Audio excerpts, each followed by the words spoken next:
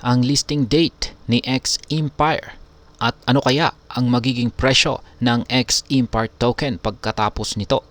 At yan po ang siyang ating pag-uusapan sa video na ito. Pero bago po tayo magpatuloy ay nais ko lamang po munang bigyang linaw ang aking disclaimer kung saan ang nilalaman po ng video na ito ay hindi po ito isang financial advice. For education and information purposes lamang po ang layunin nito. Yan, short overview muna tayo kay X Empire.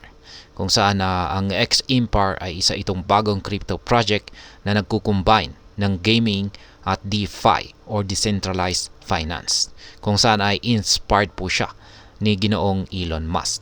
Ang project na ito ay naging popular or sikat dahil sa kanyang unique o kakaiba na approach.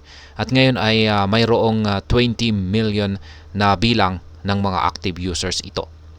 Ang game na ito ay isa po itong top to earn game sa Telegram, kung saan ang mga players ay nagtatap lamang sa isang image, yan, or image po ni Ginoong Elon Musk para kumita ng in-game currency. Ganyan lamang po kasimple.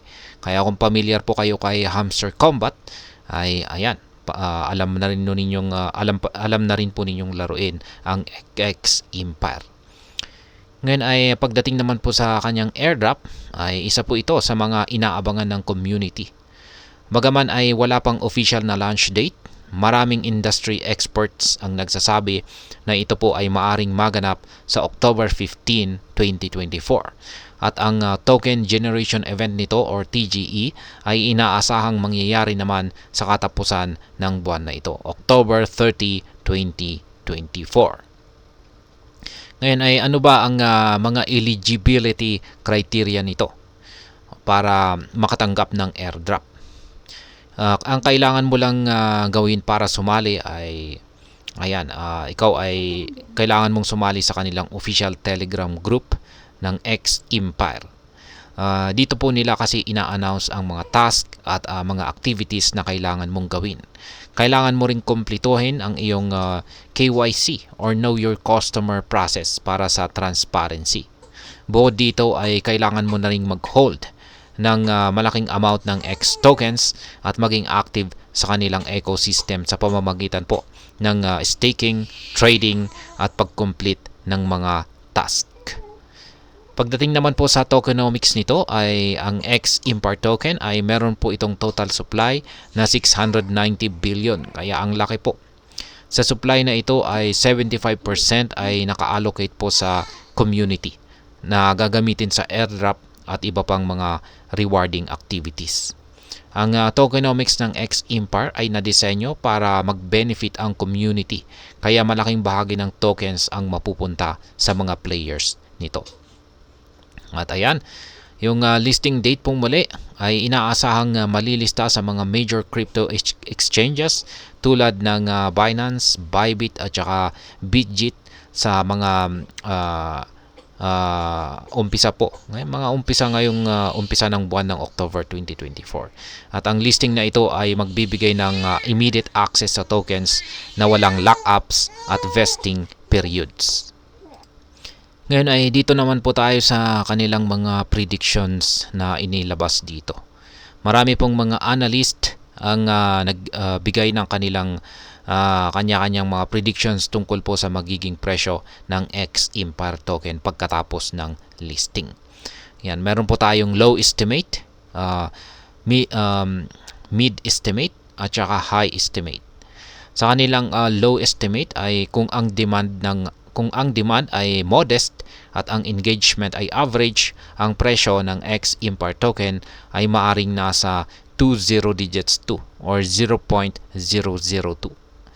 Ngayon, kung sa mid-estimate naman ay kung malakas ang interest sa pre-market NFT trading at robust ang participation sa airdrop nito, ang presyo po ay maaring nasa 20 digits 5 hanggang 1 cent or 0.01.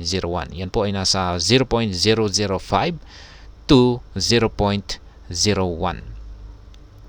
Ngayon kapag dito naman sa high estimate, kung patuloy na lumalaki ang user base at mataas ang demand, ang presyo ay maaari pong umabot sa presyong 2 cents to 3 cents.